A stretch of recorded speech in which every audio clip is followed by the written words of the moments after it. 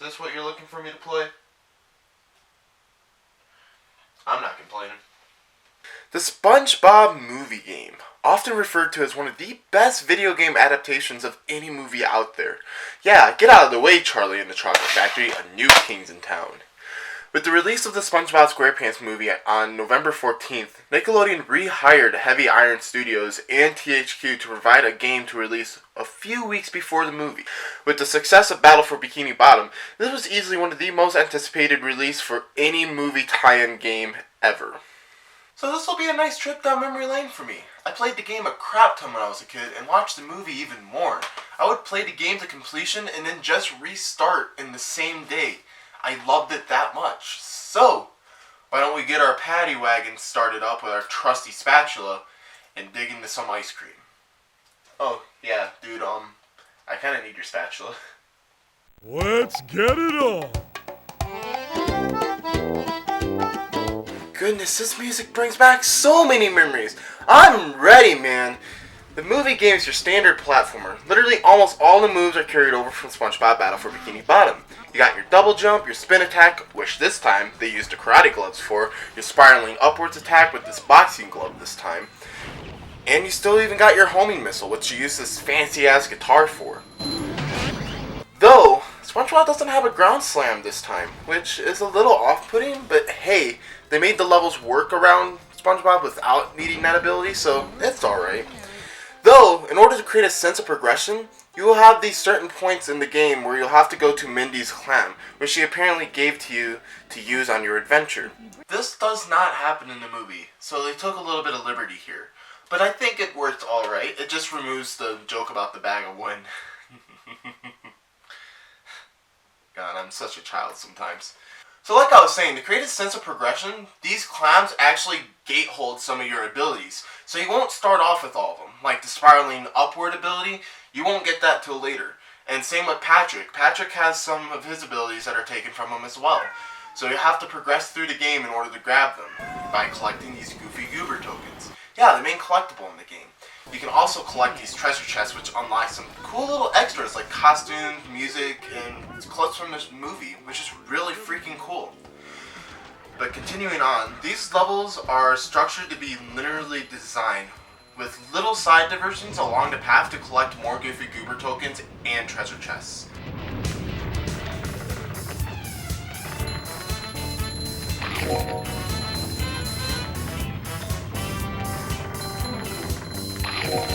Ouch! The levels being structured like this actually limits their overall creativity with the levels, unlike what Battle for Bikini Bottom's levels were, where you had a full living hub world with many of the levels being big open areas to explore. Now, it's just get to the end of the level, which can work, but I don't think they were able to pull it off here successfully. Going back to Mindy's clams, these are placed typically right at the beginning of a level or somewhere halfway through, and require you collecting enough of these Goofy Goober tokens to acquire a new ability in order to progress forward. I wouldn't have a problem with this, but it's the overall amount of the Goofy Goober tokens that you have to collect to acquire these abilities. The first time this became a problem was when I reached the bottom of the trench here, where I was required to collect 20 Goofy Goober tokens to claim the bowling ability. Despite me doing every token I could and wanted to do.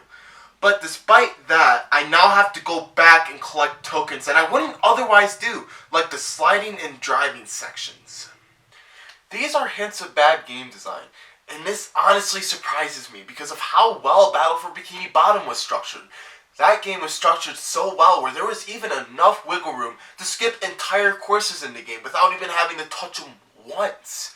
Unlike here where you already have to play every level in order to get through the game regardless of the fact, so that's already a pretty daunting task, but now being forced to go back and get tokens that you skipped because you A, couldn't get them before, or B, you didn't want to do them. Like I didn't want to do with the driving and sliding courses, which I'll get to here in a second. But, oh my gosh, how do you mess it up this bad? How do you goof it up? You did it so well in Battle for Bikini Bottom. Why didn't you just do the same thing here? You should have just made the overall amounts that you needed for these abilities just a lower amount. They just made it way too high, and this is the only reason why this problem is prevalent here. if they would have just lowered it to like 15 and like lowered the next subsequent tokens just down by 5, we wouldn't have this problem here. But because they didn't, and they made it so fucking big of a gap,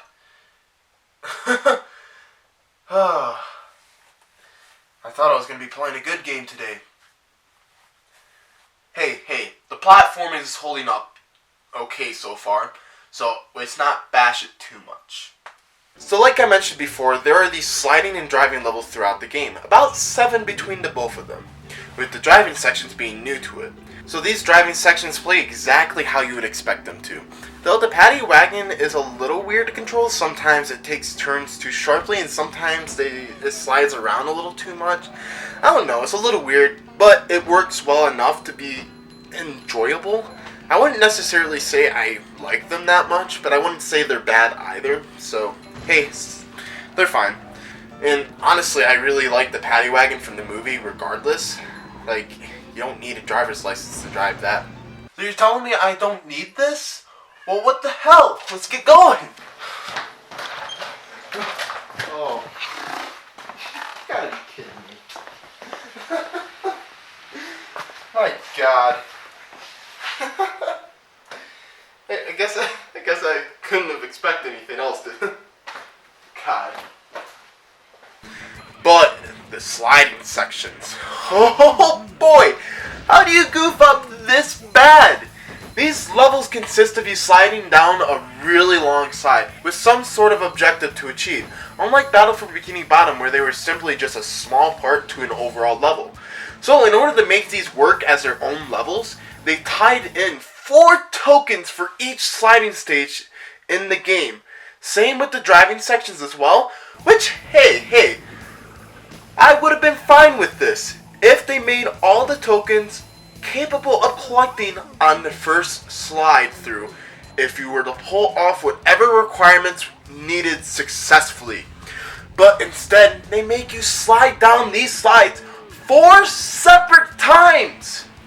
The first token is always just to complete the slide, with the 2 other tokens being time trials and the last one being a ring challenge. I wouldn't mind if I could get at least 3 of the 4 tokens on my first try, but they make you go down it 4 separate times. How do you mess it up this bad? Like, what? You shouldn't have to go down it 4 separate times for these tokens. Couldn't you have done it in a different way to make these actually fun? These levels are already really dragging too. Like this one where you're going to the trench is 5 freaking minutes long of just sliding down. In the ring challenge, oh my God, the ring challenge. This can rot. So the ring challenge, it literally shows you the next ring ahead, which okay. But these rings can be sometimes hard to see where they're at. Which means if you miss it, guess what you have to do? You have to restart the whole slide over. Imagine missing the last couple rings. Imagine missing one of those. And you've already slid for 4 minutes and then you have to do it again. That is bullshit. That is bad. What? Oh. But here's the thing. It's your choice to go back to them, right? Well, you remember how I mentioned how the abilities that you get are behind a huge pay gate by fucking tokens? Yeah. You're gonna have to go back to a good majority of these damn tokens to get through the game. And this is bad. You shouldn't have to go back to tokens like this. Especially ones you don't want to do. You need to have enough wiggle room so a player is playing the game how they want to be able to play it. That's what Battle for Bikini Bottom did so well. You had enough room to avoid levels like I did with this Kelp Forest level. This Kelp Forest level is probably one of the worst levels in the game, but I can outright just avoid it. I don't have to do it. If I did it, it was on my own turn. But because I had that wiggle room, I could just go and do a different course. And again, like I said, this game is structured literally. You have to play every course regardless. And that makes it already bad. So you already have to slide down all the sliding sections and drive through all the driving sections once. Why do I have to do it another 3 damn times. Oh, God. My childhood was really a lie. I remember this game being so great, up there with Battle for Bikini Bottom. But this right here is one of the worst designs in a game that you can have, where you obstruct the player from being able to do something freely themselves. Wow. Now I see why you wanted me to play this. You made me play Revenge of the Flying Dutchman already, just to fucking torture me. Now you're making me replay this, making it seem like it was going to be a great experience, making it seem like it would be a great time. But you knew behind the mask of this game that there was a piece of shit hidden within there. And you're fucking making me play it, you prick! Oh, God. So, the sliding sections are bad, the driving sections are just okay. So, you know what I did? I ended up just going back at this point and doing every token that I could do, regardless of if I liked them or not. Which freaking sucked. You shouldn't have to do that. But hey, I would rather do that right now than have to do it later in the game. But hey, guess what? I still had to go back and do more of them.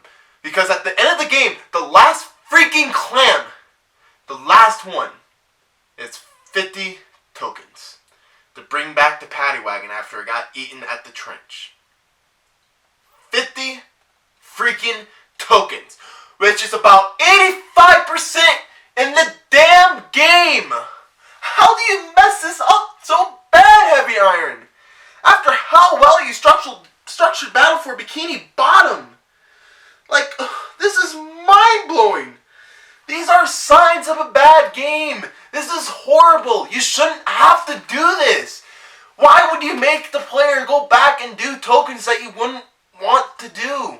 Like, imagine if you were playing the game, Heavy Iron. Like, imagine if you guys tested these levels at the final product and you were stuck going back like this. Did you truly enjoy these slide sections? Did you truly enjoy the driving sections that you wanted to do them 4 separate times each? And the sliding sections are abundant in the game.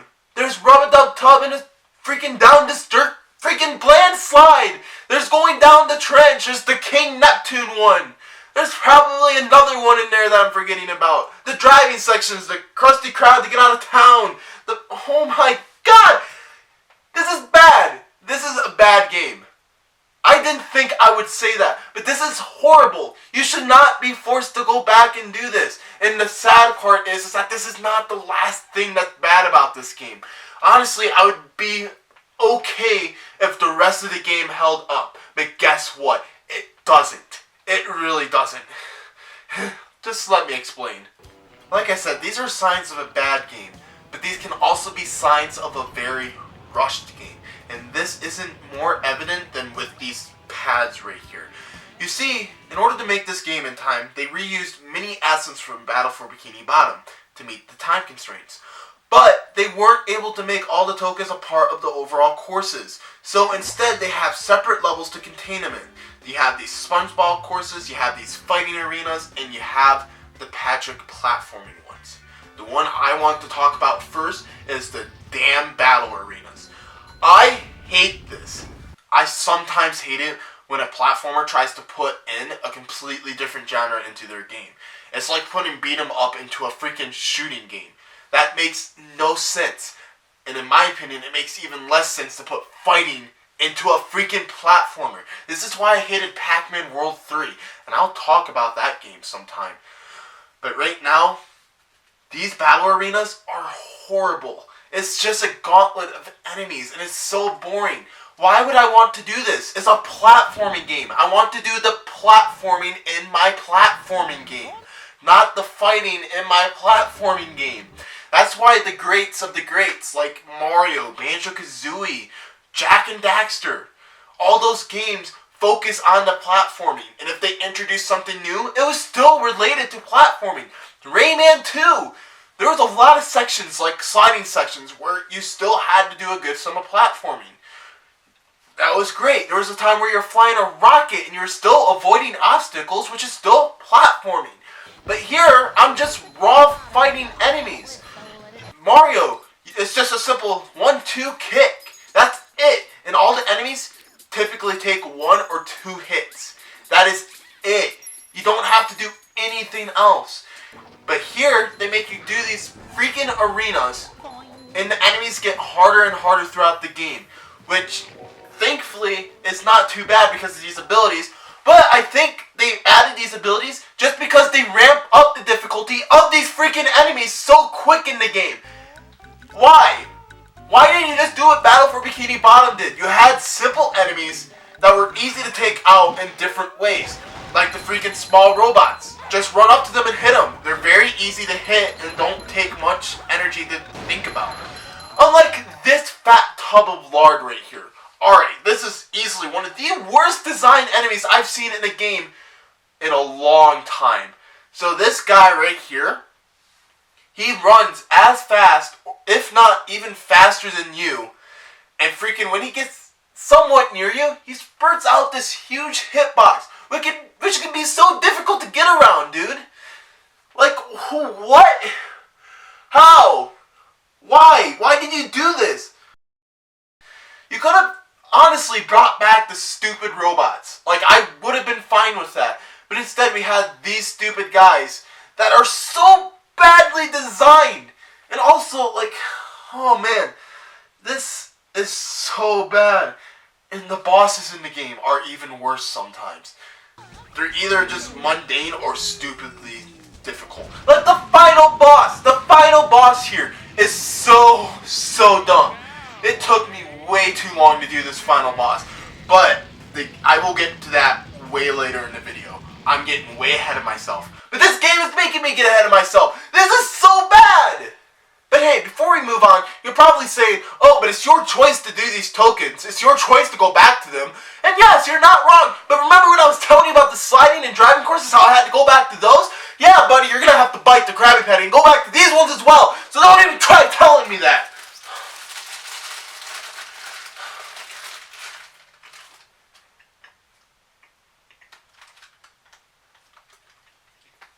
What? I just said bite into the Krabby Patty.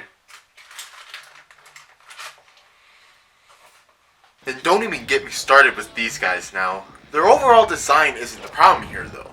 They're both just your enemies that shoot projectiles towards you, whilst not allowing you to approach them. But it's how Spongebob interacts with their projectiles. You see, Spongebob is able to use his karate spin to hit back the projectiles. This sounds all fine and dandy, until something like this happens. You saw that correctly. I timed my spin and still got hit. Well, they thought they would be clever if they mapped the reflection hitbox right onto his gloves. And therefore, when you try to hit the projectiles back, there's sometimes a moment where you're still going to get hit because a little sliver of it still got through. Because his gloves go completely around him. Just like that. So you still have that chance of getting hit. Why?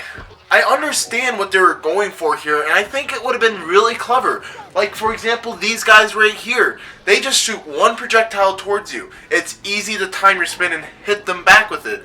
I wouldn't have been upset at all if this was how every other projectile spinning enemy worked. But these two guys just spurt way too much at you at once, and you're just going to get hit regardless of what you do. That is not cool. And to bring it back full circle, you'll also find one of these stupid projectile spammers in these arenas. Like, my god, don't you think it's enough that you already have these fat tubs running at you that spurt the stupid enormous hitbox? Then you freaking go and have to throw them in just to make it really difficult to dodge their projectiles. And then you still have the standard one projectile spitters. This is way too much at once being thrown at you. This is dumb. Like, my god, wasn't it enough? Like, any platformer out there, any successful one, like Mario, Rayman, Banjo-Kazooie, Ratchet and Clank, Jak and Daxter, Crash Bandicoot, Spyro, All their freaking systems with the combat were nice and simple. There was no complexity to them. Why do you guys think that you need to make the combat complex in a platformer? When you're making a platformer, you should focus on the platforming. Like, my God, is that like a lost foreign concept? This is dumb. There is one battle arena I really like, and it's this one with Patrick. Like, yeah, this one was nice. This one was great. Really, really good. Before our vein pops, let's move away from the battle arenas and talk about the Patrick platforming challenges. These are fine, albeit mundane. Just jump your way through these sections to get to the end, and that's it. But this section right here wanted to make me puke. Like, oh God. God, my world is spinning right now. Let's move on before I puke. Then there are the Spongebob levels. At first, I thought this was a great idea. The Spongebob was one of the items in Battle for Bikini Bottom that I thought was pretty underutilized. But then we reached this course right here.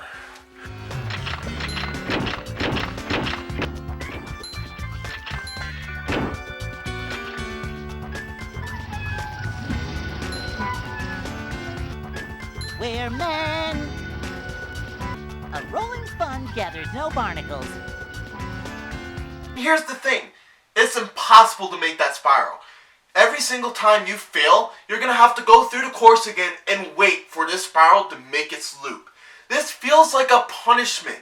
You shouldn't punish the player for failing. How much of a man do I have to be? Any good game has all the obstacles timed out to where if you do end up failing and you know the previous section well, you're going to be able to cruise right through it. But because this is so badly timed, you're going to be punished every single time you fail this course. And the sad part is, this isn't the only time you'll be punished like this. Back when I was forced by the game to collect more Goofy Goober tokens, I decided to go back to this chocolate river because I had Patrick's slamming attack, which stuns these enemies and allows me to hit the buttons. It's a quite simple challenge. It's literally just get across the platforms, the marshmallows in this case, without getting hit off into the chocolate river. And I tried it for a little bit and I ended up dying, which was fine. And look at this. I'm just gonna let you sit here and experience this in its full entirety. Like, look at this. This is dumb. Why? This is bad. Why am I waiting here right now? This is so dumb. Like, I'm just standing here, doing nothing, just kind of rambling on. Like, God, why? Like, goodness sakes, I'm just sitting here wanting to blow my brains out. Are you guys having fun? Is this fun? Are you guys liking the video? Imagine if I did this in sections that you were kind of anticipating. That would be kind of cool. Just, right now, I'm kind of wasting your time. You're just watching the marshmallows coming through, and okay, here we go, finally. We can finally try it again. If we fail again, though, oh, we're waiting that whole time again. And that's so bad. That is so bad. Why? How do you fail? How do you fail this? How do you fail this? Like, what? Oh, God. I'm out. I'm taking a second. And with that, collecting all the Goofy Goober tokens I needed, being frustrated along the way because they were all so dumb, I finally got the last one required. And here we go. We got our paddy wagon back. And to just talk about this driving course real quick, I think this is actually a really cool section. I always like a game where they make you retrack an old area that you've already done before, but it's changed up in a really cool way. This is a good example of that. The first time that you do this is the very first driving course, and you're going from the Krusty Krab out of the Bikini Bottom.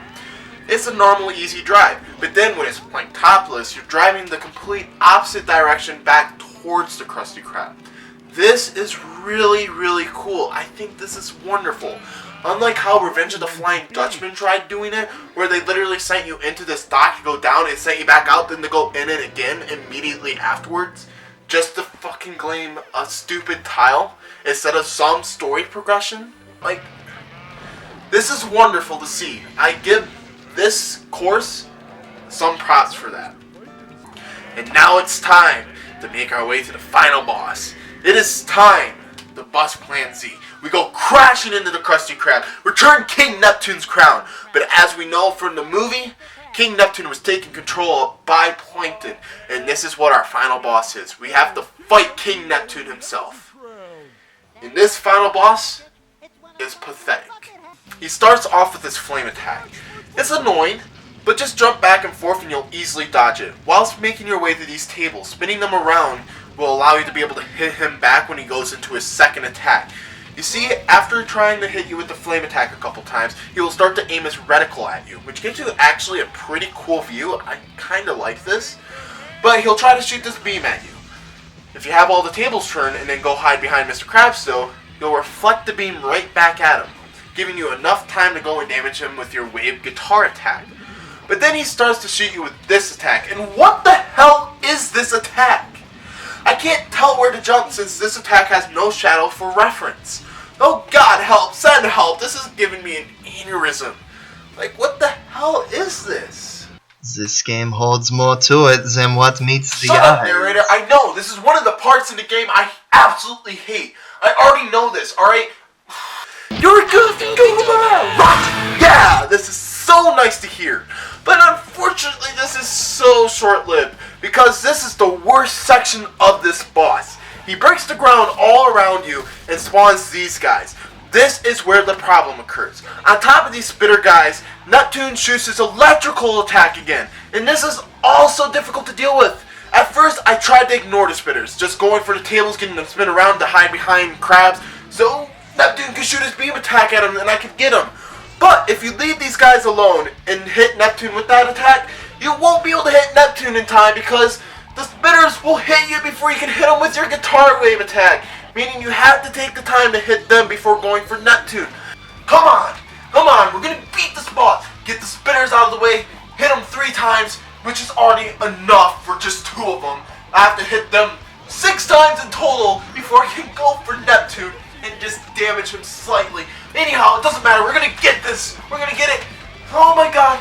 One more guitar wave. One more. Yes! Yes, we defeated Plankton, busted Plan Z, got King Neptune his crown back, and saved Bikini Bottom. We've done it, guys. We've succeeded. Oh man. Then we're greeted by a really bad ending.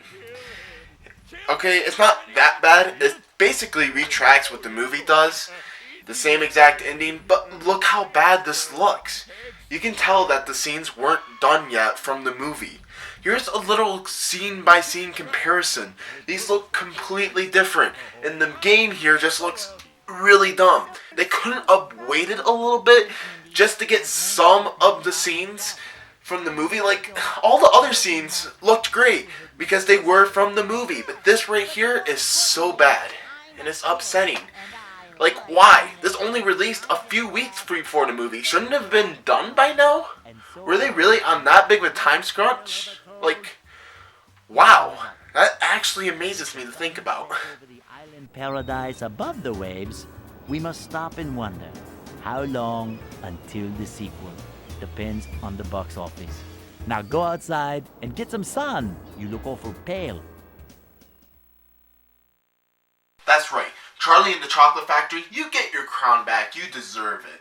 Because while this game was not as bad as Revenge of the Flying Dutchman, this was still a drag to play through. This game had so many flaws with it that I never realized before. Think about it. You get punished for freaking failing platforming challenges. Like, yeah, I understand getting punished, like, life-wise, but, like, when a person is learning the course, you need to make the course set up to where the person can easily go back and cruise right through it. You don't punish them by making them wait or have to do a frustrating part again that is very poorly timed, like this SpongeBob course. This game is so flawed in so many different ways. The enemies don't function. The freaking pads themselves, like I said, that shows a rushed game. Why couldn't you have made more challenges outside of that? Like, did you really need to do this? Were you that time scrunched? Like, Are you serious?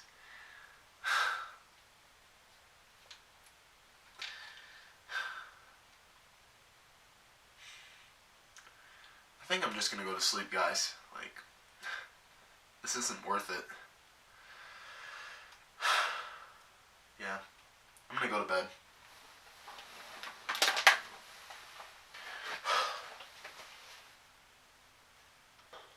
Oh, where did that one guy go? Oh, huh?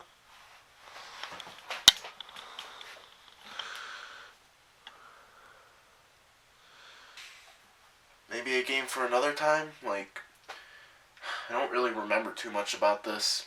I'm pretty tired anyhow, like it's nighttime already, which I don't remember those being up, but like I said, I'm tired.